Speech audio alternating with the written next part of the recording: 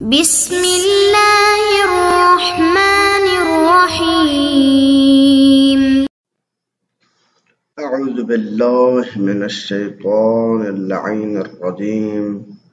بسم الله الرحمن الرحيم وبه نستعين وهو خير ناصر ومعين. عزیز طلاب کرام، امید ہے کہ آپ تمام خیر و عافیت سے ہوں گے۔ ہماری یہ جو گفتگو اور بحث ہے وہ ہے خلیفہ نبی جس کو ہم امام بھی کہتے ہیں، اس کو مقرر کرنا امت کی تجویز سے جائز نہیں ہے۔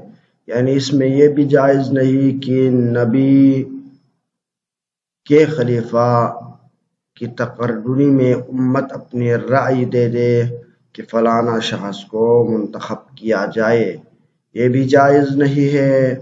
اور نہ یہ جائز ہے کہ نبی اور اللہ کو سائڈ پہ رکھے امت اپنی طرف سے اجماع قائم کرے اور کسی فرد کو نبی یا امام مقرر کرے، لہذا یہ دونوں طریقہ جائز نہیں ہے۔ بس جب یہ جائز نہیں ہے تو تیسری جو صورتحال بچ جاتی ہے وہ یہ ہے کہ نبی کے خلیفہ کی تقرری کے لیے ضروری ہے کہ اللہ تعالی خود ہی اس خلیفے کو مقرر کرے، جس طرح اس نبی کو خود اللہ نے مقرر کیا تھا، اور اس کے اوپر نص قائم کرے۔ اور ہماری اسی موقف کو ثابت کرنے کے لیے ہم ادلہ پیش کر رہے تھے۔ آج ہماری 85ویں دلیل میں ہم پیش کریں گے دلیل نمبر 25 اور دلیل نمبر 26 کو۔ تو آئیے بڑھتے ہیں سبق کی طرف۔ اس میں فرماتے دلیل نمبر 25 میں علامہ حلی رحمۃ اللہ علیہ کہ خلیفہ نبی اولو الامر کی اطاعت مثل اطاعت نبی کے ہر امر میں واجب ہے۔ یعنی اس میں یہ جو کہا جاتا ہے کہ اطیعوا اللہ و اطیعوا الرسول و اولو الامر منکم، تو یہاں پر یہ جو اولو الامر ہے اس میں مفسرین نے کہا ہے کہ اس میں خلیفہ نبی مراد ہے۔ اب خلیفہ نبی کی دو تقسیم بندی کی گئی ہے۔ اہل تشیع امام کو خلیفہ نبی مانتے ہیں اور منصوص من اللہ مانتے ہیں، ان کی رائے تو اس آیت پر تطبیق ہو جاتی ہے۔ لیکن اہل تسنن کا نظریہ یہ ہے کہ وہ فرماتے ہیں کہ یہ جو اولو الامر ہے ان سے مراد خلفاء ہے۔ جو بھی شخص، جو بھی فرد منصب خلافت پہ آ جائے، چاہے وہ اپنی طاقت کے زور سے آئے، چاہے لوگوں کے رائے اور اجماع سے آئے، چاہے شورا کے ذریعے سے آئے، جس طریقہ کار سے بھی وہ یا سابقہ خلیفے کی انتخاب کے ذریعے سے آئے، جس طریقے سے بھی وہ خلیفہ اگر بن جائے تو اولو الامر ہے۔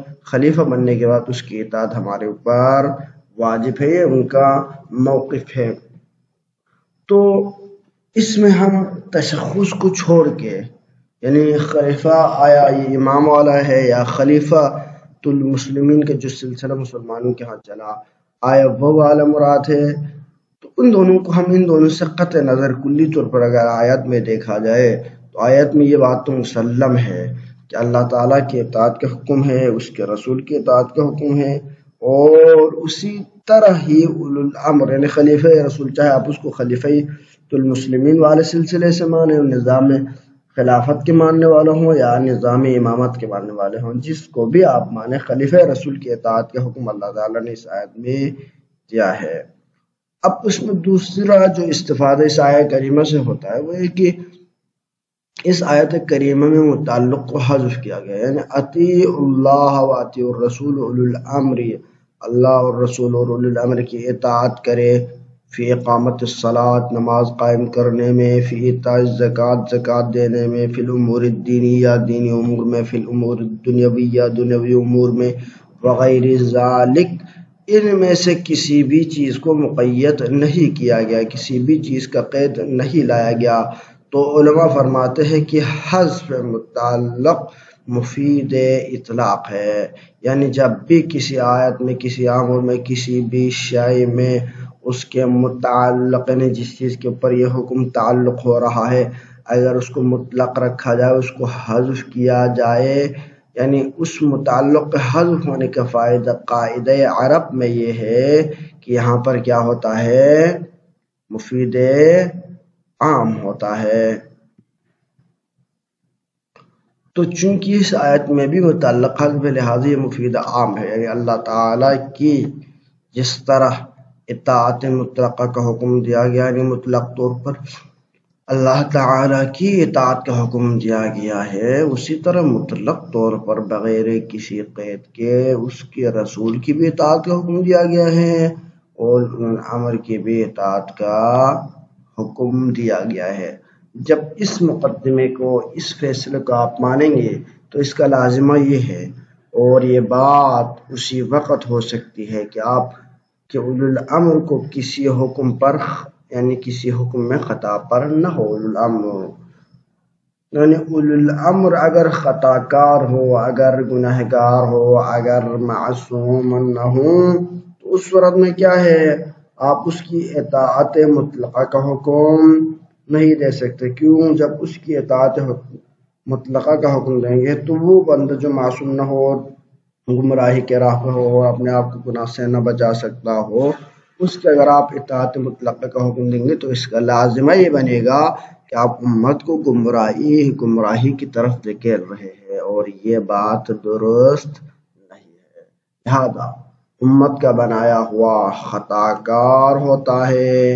امت چونکہ خود معصوم نہیں ہے تو کسی فرد معصوم کا انتخاب بھی کسی معصوم کو پہچان بھی نہیں سکتے، یعنی انتخاب خلیفہ میں بھی جب امت معصوم نہیں ہے، یعنی جب امت کو آپ معصوم نہیں مانتے تو اس صورت میں انتخاب خلیفہ میں بھی یہ معصوم نہیں ہے۔ جب انتخاب خلیفہ میں معصوم نہیں ہے تو کسی مرجوح کو، غیر معصوم کو، کسی مقصود کو جب وہ خلیفہ بنائے گا اس خلیفہ سے عصمت کا تقاضا نہیں کیا جا سکتا۔ جب خلیفہ معصوم نہ ہو تو اس صورت میں اس کا لازمہ کیا ہے، اس کی اطاعت مطلقہ کا حکم نہیں دیا جا سکتا، حالانکہ اس آیت کریمہ میں اس کی اطاعت مطلقہ کا حکم دیا گیا ہے۔ لہذا اس کا مطلب یہ ہوا کہ امت کا بنایا ہوا کوئی خلیفہ نہیں ہو سکتا، بلکہ اللہ تعالیٰ کی طرف سے ہی خلیفہ منتخب ہوتا ہے۔ اگر کسی حکم میں خطا پر ہو، اس کی اطاعت اگر اس وقت ہم کریں گے تو گنہگار ہوگا۔ کیوں؟ اس لیے کہ خلاف حکم خدا اور رسول اس کا حکم مانا ہے۔ وہ حکم کرے کہ فلانا یہ کام کرو، ہمیں پتہ ہے کہ یہ کام گناہ ہے، پھر بھی آپ کی اللہ تعالیٰ نے حکم دیا ہے کہ اولو الامر کی اطاعت کرے، اس وجہ سے ہم اس کی اطاعت کریں۔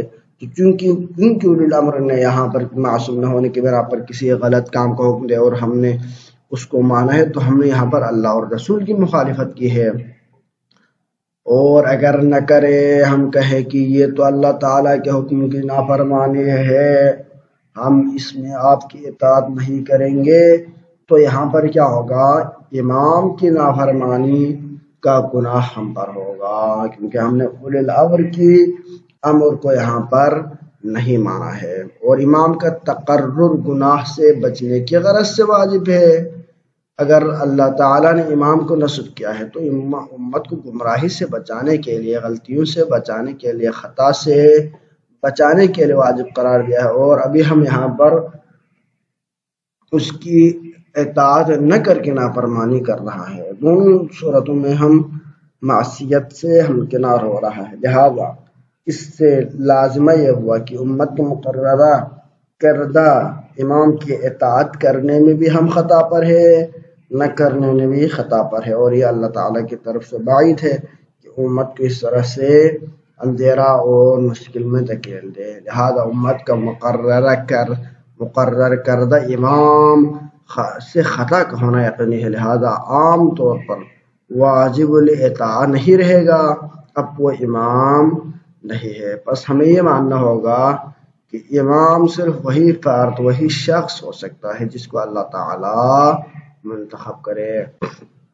اب رہی ہماری 24ویں یعنی 26ویں دلیل کہ جس میں ہم یہ ذکر کریں گے اسی اوپر والے دلیل کو کسی اور طرز اور انداز اور مقدمے کے ساتھ پیش کیا گیا ہے۔ وہ یہ ہے کہ اگر امام بنایا ہوا امت کا یعنی امت کا بنایا ہوا امام عام طور سے واجب الاطاعہ مثل نبی کے ہے، یعنی جس طرح نبی کی اطاعت واجب ہے اسی طرح اس کی یعنی وہ جو جس کو امام بنایا گیا ہے وہ بھی واجب الاطاعہ ہے تمام امور میں، تو اس کے بعض احکام کی پیروی میں برائے خطا بشری کرے ہم گناہگار بھی ہوں گے اور مستحق سزا بھی اور مستحق اجر اور ثواب بھی ہوں گے۔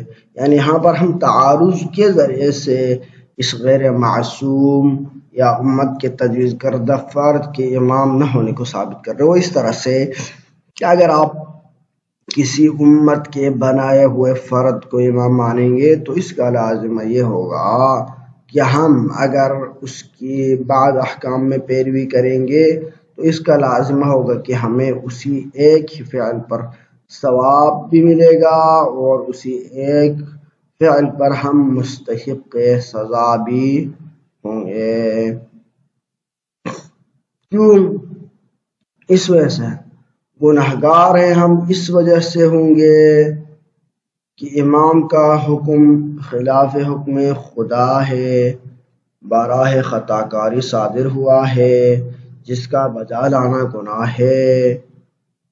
اب چونکہ اس نے ایسا امر معصوم نہ ہونے کی بنا پر چاہے غلطی میں ہی کیوں نہ دیا ہو ایسے امر کا حکم دیا ہے جو کہ معصیت ہے، اللہ تعالیٰ کے حکم کے خلاف ورزی ہے، تو اس خطا اور اس غلطی میں امام کی پیروی کرنے پر یا بالفاظ دیگر اللہ تعالیٰ کی نافرمانی کرنے پر ہمیں سزا ملے گا، تو لہذا ہم سزا کار ہو گئے۔ کیوں؟ اس فعل میں امام کی اطاعت کرنے پر، ایک فعل میں امام کی اطاعت پر ہم سزا کار ہوں گے اور مستحق اجر ہوں گے اس واسطے کہ امام کے حکم کی اطاعت کی ہے، چونکہ ہم نے اللہ تعالیٰ نے جو فرمایا کہ اطیعوا اللہ واطیعوا الرسول وَأُولُو الْأَمْرِ مِنْكُمْ، اللہ کی اطاعت کرو، رسول کی اطاعت کرو اور اولو الامر کی اطاعت کرو، تو چونکہ اللہ تعالیٰ کے قرآن کے اندر یہ حکم آیا ہوا ہے کہ اس کے رسول اولو الامر کی بھی ہم نے اطاعت کرنی ہے، تو اسی آیت اسی حکم خداوندی کو مانتے ہوئے ہم نے اللہ تعالیٰ کی اطاعت کی ہے۔ تو اس کا مطلب کیا ہے؟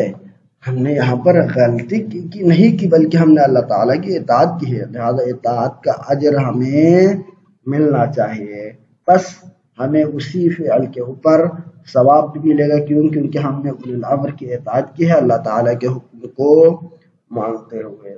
تو کیا ہوا یہاں پر؟ یہ ہوا ہم مستحق ثواب بھی قرار پائے اور مستحق سزا بھی قرار پائے۔ کیوں؟ اسی امام اور اولو الامر کی اطاعت کی وجہ سے۔ اور یہ بات کیا ہے؟ یہ بات محض غلط ہے کہ ایک ہی کام کرنے سے اسی وقت ہم گنہگار بھی ہو اور مستحق ثواب بھی ہو۔ کیوں؟ کیونکہ ثواب اور مستحق ثواب ہونا اور مستحق عقاب یعنی گنہگار ہونا یہ کیا ہے؟ یہ ضدین ہے، یہ نقیض ہے، یہ دو قابل جمع نہیں ہے۔ جب دو فعل قابل جمع نہیں ہے تو یہاں پر دو ضد، جب قابل جمع نہیں ہے تو یہاں پر اس کو یعنی غیر معصوم فرد کو یا امت کی تجویز کردہ فرد کو امام ماننے کا لازمہ یہ ہو رہا ہے کہ جمع ضدین ہو رہا ہے۔ تو جہاں پر کوئی بھی چیز، کوئی بھی قاعدہ اصول عقلیہ سے ٹکراؤ کرے تو اس کا مطلب یہ ہے کہ وہ قاعدہ صحیح قائم نہیں ہوا اور وہ درست نہیں ہے۔ اور یہاں پر ہمارا قاعدہ کیا تھا کہ ہم یہ مان رہے تھے کہ امت کا بنایا ہوا خلیفہ ہوتا ہے، اور چونکہ یہ بات قاعدہ عقلی کے ساتھ تضاد رکھتا ہے، لہذا ہم اس چیز کو قبول نہیں کریں گے۔ بس ہمیں ماننا پڑے گا کہ امت کا بنایا ہوا فرد خلیفہ نہیں ہوتا، بلکہ خلیفہ صرف وہی ہوتا ہے جس کو اللہ تعالی ہی نصب کرے، اور اس نصب کے بہت سارے طریقے ہو سکتے ہیں، ان میں سے ایک طریقہ یہ ہے کہ اپنے رسول کے ذریعے سے اس خلیفے کو منتخب کرے۔ صلی اللہ علیہ سیدنا محمد وآلہ الطیبین الطاہرین۔